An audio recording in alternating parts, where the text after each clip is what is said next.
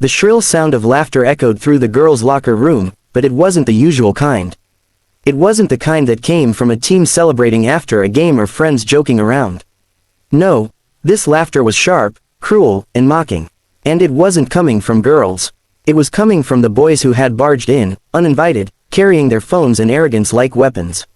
Maya froze where she stood, her hands clutching her towel tightly against her chest. She wasn't the only one.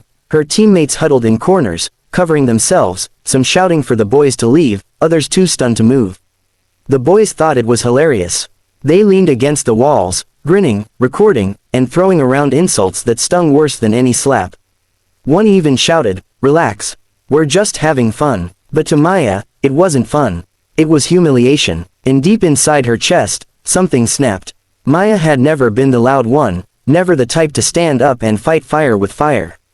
She was the quiet achiever, the one teachers praised for her grades, the one coaches called disciplined, the one who never made enemies. But as she stood there, trembling with rage, she realized something: if she stayed silent, they would only do it again. Not just to her, but to every girl in that locker room.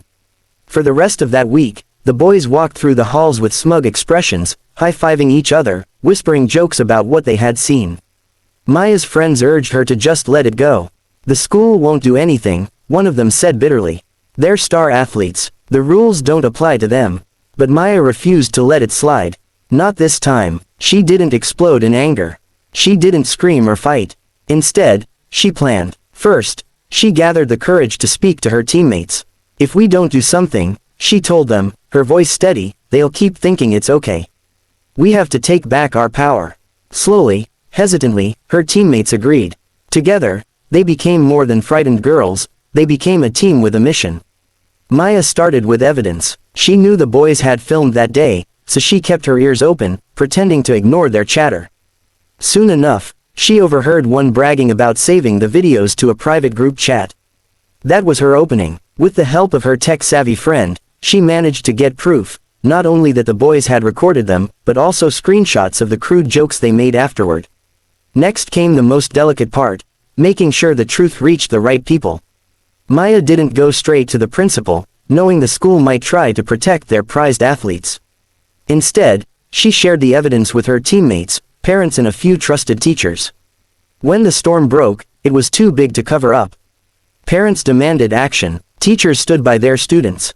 The truth spread quickly, and the school could no longer turn a blind eye. The boys were furious when they realized what had happened. They tried to intimidate Maya in the hallways, sneering at her, calling her a traitor. But Maya never flinched. She had discovered a strength inside herself that they couldn't touch. And soon, their smirks faded as the consequences rolled in. First, the school suspended them. Then, when the news reached the district and the videos were confirmed, the shame became unbearable. Parents pulled their sons out, trying to avoid permanent records of misconduct.